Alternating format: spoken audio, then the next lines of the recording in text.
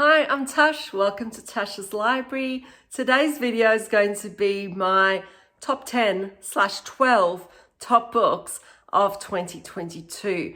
Now, I did try to cut this down to 10 books. However, I wasn't going to do them justice. I couldn't do it. And therefore, I am going to go through 12. Now, these are not necessarily aligned to the best books that I read each month, even though some were, because some months were better than others. So without further ado, here are my 12 top books of 2022. Coming in at number 12 is Foundation by Isaac Asimov, which is pretty surprising because I hadn't really been a sci-fi reader until 2022. This is the first book in a series of 7 books, and it deals with this psychohistorian, Hari Seldon, who foretells the collapse of the Galactic Empire, and then he has to gather a group of scientists and scholars together in order to preserve human knowledge and therefore expedite recovery. It covers so many cool themes of religion and science. I love exploring that interplay, and in Foundation, really, you're starting to see science becoming a type of religion. It also deals with fates and the cycles of time. There are heaps of political machinations, really, really smart compromises and negotiations. It explores the concept of power, the nature of society, the rise and fall of empires. Now, this is ultimately an ideas-driven book, and it doesn't really develop the characters in depth, particularly this first one, which covers a very large time span. So you just jump into characters and you're just looking at how they interact with their world, with the politics, how they solve crises, both economic and political, and you don't really get to know them. But that's okay, because ultimately this is a masterpiece of political intrigue and diplomacy against a sci-fi setting, and the ideas carry it. And I was astounded by this book, and it was probably one of the big surprises of 2022. Number 11 is The Lies of Locke Lamora by Scott Lynch. This is the first book in the Gentleman Bastard series, although it can be read as a standalone because the story does have a very satisfactory conclusion. And indeed, I haven't read the next 2 so far. So it deals with a group of thieves or con men planning a very ambitious heist. So it's this fantasy setting that's a little bit like Venice, with canals, extraordinary buildings, an array of characters who are so deep and fascinating, with very great motivations and behaviors. The world is gritty. It gets quite dark in places, but this has such great banter, such great friendships, and very, very twisty. There were times where I was so surprised at what was going to be happening, and this heist just keeps getting bigger and bigger and bigger, and it was just such an enjoyable, thrilling read. So that's why it made number 11. Number 10 is Sojourn by R.A. Salvatore. This is number 3 of the Dark Elf trilogy, which is a portion of the Legend of Drizzt. This is a very large series, which is still ongoing, and it follows Drizzt, who's a drow, a dark elf. Now, he's born in the subterranean city that worships this evil spider goddess, and he comes to question the values of his society and find his own way in the world. Now, I can't really tell you anything about actual Sojourn because that would give away the story, but Drizzt is just such a fascinating character. He's noble, he is frequently a victim of prejudice and has to prove himself all the time. And particularly Sojourn explores those true ties that bond people. It includes wonderful friendships, great philosophical interludes as well, where Driss reflects on his experiences. And those are my favorite parts of the book. The plot is incredibly well put together, but those little interludes are just so fascinating. And this is my favorite so far of the Driss series. I am continuing, and I've read 4 so far, but so far this is it. This is my top, and therefore this makes number 10 of 2022. Number 9 is Bloody Rose by Nicholas Eames, and this is the second book in the Banned series. So far it's a duology, but I believe it is planned to be a trilogy, and the third one is yet to be released. Now, I was surprised at this because a lot of reviews have stated that book number 1, Kings of the Wild, tends to be preferred to Bloody Rose. And I really enjoyed Kings of the Wild. It was such a good ride. But Bloody Rose, to me, just took it to the next level. It takes place 6 years after the events of Kings of the Wild, and it's this humorous sort of D&D style fantasy novel. Kings of the Wild features this band of aging mercenaries who bring the band together to save one of their daughters. And this is the titular, Bloody Rose, who then has her own band for hire called Fable in Bloody Rose. And she's out on this quest for glory, to outshine her father. This book is told from the perspective of Tam, a barmaid who abandons her humdrum life and job to become a bard in Rose's band. And the perspectives of other band members are also offered. And what I loved about this is that all of these characters have such distinctive personalities and voices. They are all nuanced, flawed, their motivations, pasts, character development are explored in such depth throughout the novel. Done so in such a skillful and often heart-wrenching manner. Bloody Rose is filled with humor, banter, copious references to pop culture and music. I probably missed some of these. Those of you more into 70s and 80s music and bands would probably pick up on more of those. However, Bloody Rose is a bit more subtle in its humor than Kings of the Wild. This sequel is deeper, more impactful. It is this epic story with exciting battle sequences, heartwarming moments. It subverts fantasy tropes. It has high stakes, an array of fantasy creatures. It explores the themes of family ties and relationships, loyalty, heroism, the cost of glory, and the chasing of legacy. I adored this book, and that's why it's made it into my top 10. Number 8 is The Clash of Kings by George R.R. Martin, the second book in A Song of Ice and Fire, sequel to A Game of Thrones. Yes, I know, I'm late on the bandwagon. I have only started reading A Song of Ice and Fire in 2022. I don't know why. I think it's because I had tried to watch the TV series when it first came out, and I think I got about 10 minutes in before the violence put me off.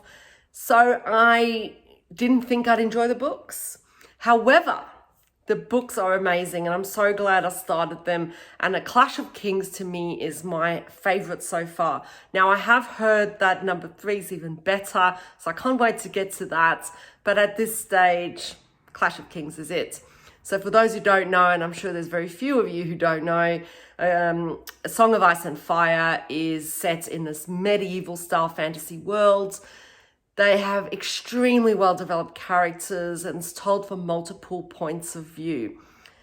It deals with political machinations. It has a gripping plot, excellent battle sequences. It was just so riveting that I read this book in 2 days, and it's a bit of a chonker. So that says a lot about how engaging this book was to me.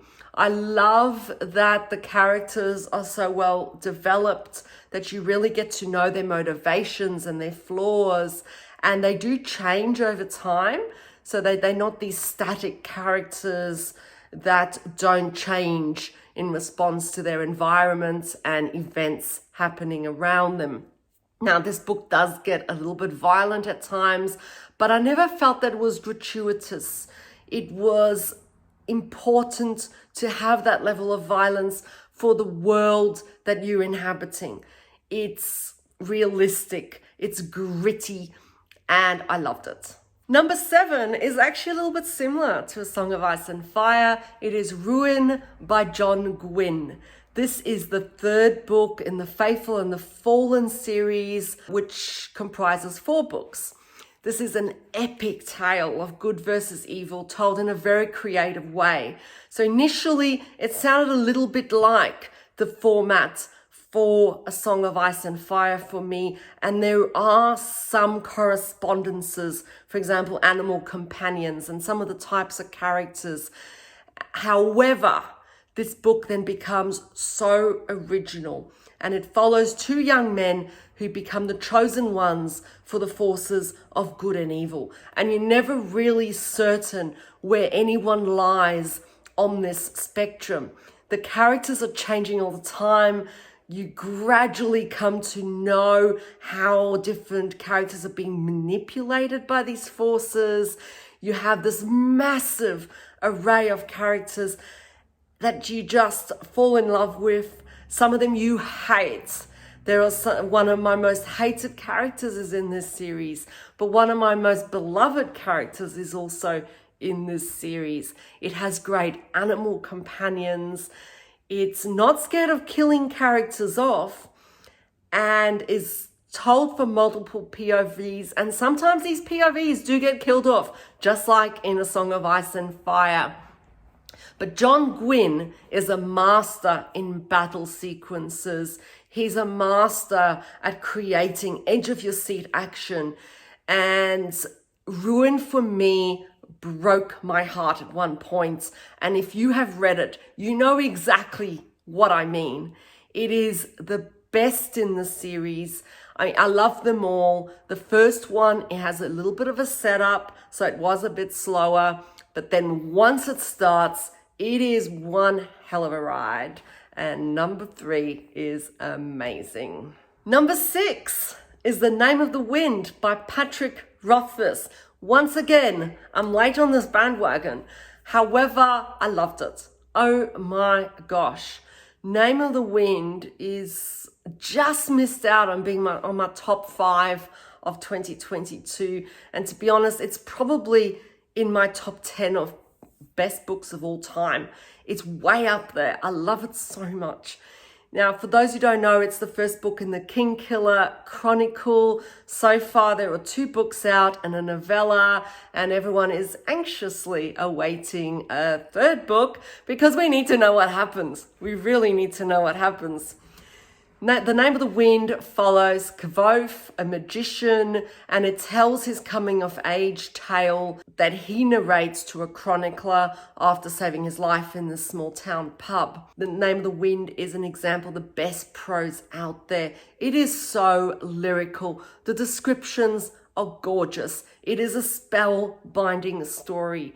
Now, I didn't always like Kvothe and his decisions, and sometimes I became quite frustrated with him. I'm like, Kvothe, why are you doing this? Why are you acting like this? But I think that is testament to Rothfuss's writing capability because he felt so real. And I read this so quickly and loved every minute of it. Number 5 is The Martian by Andy Weir. Now, I did play around with potentially bringing The Name of the Wind up to number 5 and swapping them over, and chances are next week I probably would. But The Martian, I loved. Oh my gosh. I hadn't watched the film before I read the book, and I'm so glad I didn't, even though I have subsequently watched the film and found it to be a really true and well done adaptation, despite a few changes at the end. The Martian is a debut novel, which is incredible to me because it is so well done.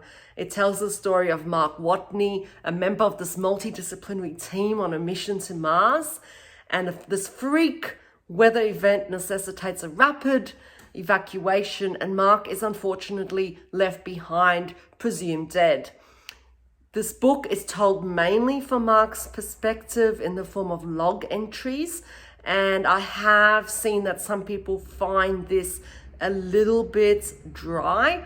I loved it. I loved the way this story is told.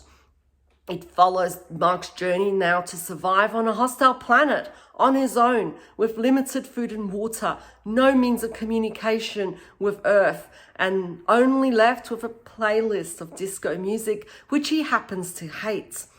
Now, Mark is not your typical action hero, and this puts some people off. He's not one of those buffy men who solve everything through force. And this is what I love most about the novel. It's really a novel where intellect and science are the heroes. Mark wins the day by knowing things, by having knowledge, by using science. This novel includes inventive problem solving, a never-ending series of setbacks, and he confronts these with such a healthy dose of optimism and wit, cool science. This is the ultimate man versus nature tale, examining the human need for connection, the survival instinct, and perseverance in the face of impossible adversity. I loved it, highly recommend it. Number 4 is The Long Way to a Small Angry Planet by Becky Chambers. This is book number 1 of the Wayfarers series, which is a series of 4 books.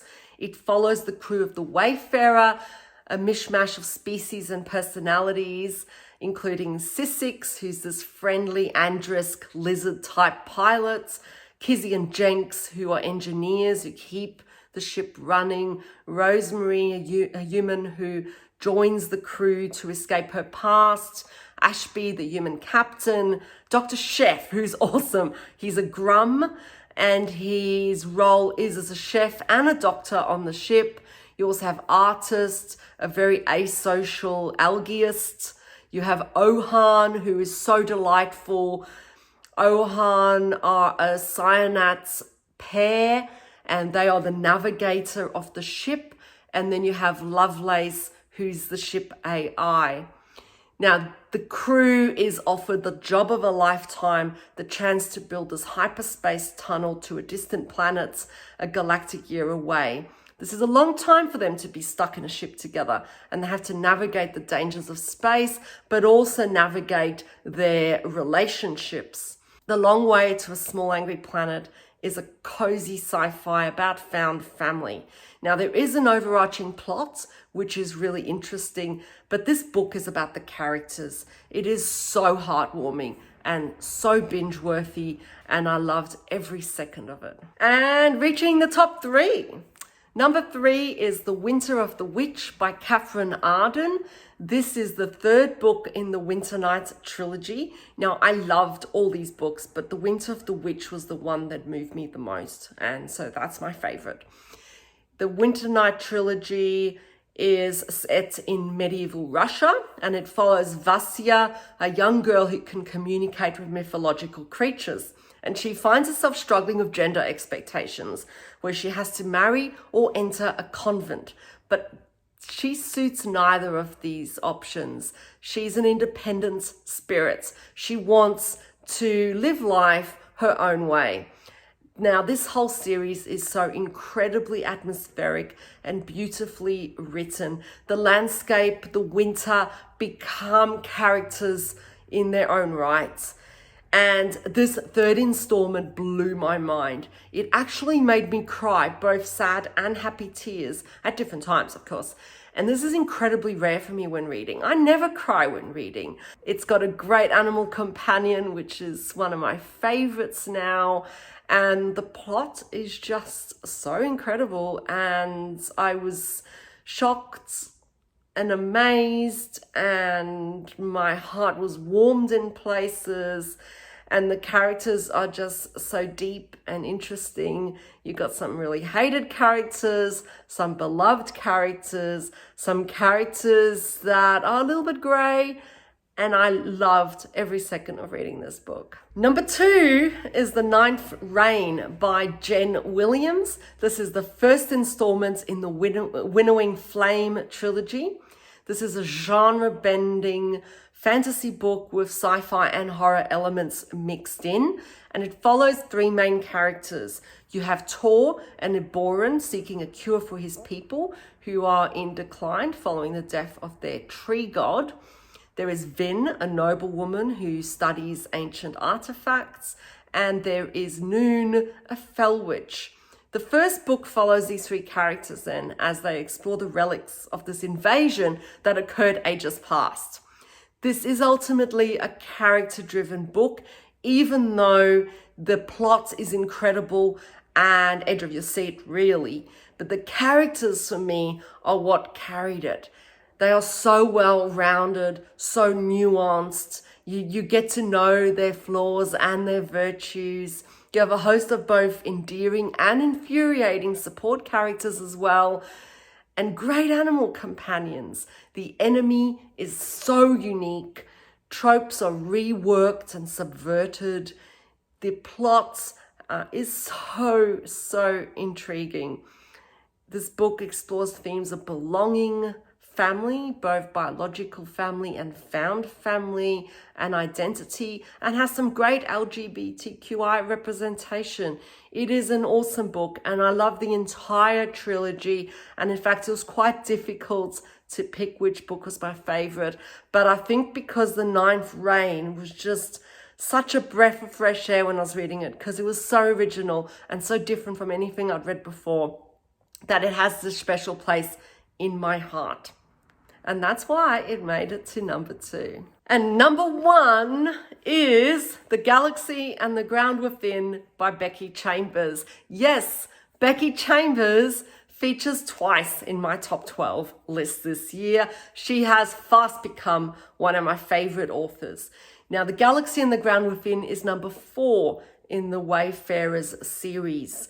I did talk about The Long Way to a Small Angry Planet first, and I would recommend you read that one first. However, the next 3 you could pretty much read in any order, because then they just have some references back to the first book, but they're not necessarily sequential. The Galaxy and the Ground Within was my favorite. It's a cozy sci-fi, and it follows a group of interstellar travelers who stop at the 5-hop One Stop, which is a refueling station on a transit planet, so equivalent to an airport, really. An accident then delays their travel, and they find themselves in transit with a group of odd strangers. These are different species who don't necessarily traditionally get on. You have a Laru woman and her teenaged, yet to gender identify child. You have an Aluan cargo runner on her way to meet her forbidden lover. You have an Akarak trader who is separated from her sister, who is still in her ship in orbit. And you have Quellan and exiled artists. These are people who should not get along. And this brings about this culture clash, which enables an exploration of the prejudices and stereotypes that are present in this world. And we come to know the personal histories, hopes, and fears of the characters alongside the other characters. So it's almost as though we are there and we are also having to overcome these stereotypes about who these people are. This novel is not plot-driven at all. If you are a plot-driven reader, this is probably not the book for you, but it is a masterpiece of characterization that is both heartwarming and heartbreaking. The social interactions between the characters highlight their startling differences, but also their striking similarities. It explores the very essence of humanity. And really the way I describe this novel is you cannot walk away from this without wanting to become a better person. It is so inclusive in the way it's written. It so sensitively, gradually delves into who these characters are. It is my all-time favorite novel of 2022, and I'd say it's in my top 5 of all time. That's it. They're my top 12 novels of 2022. I hope you enjoyed this video. If you did, please subscribe, and till I see you next time, take care.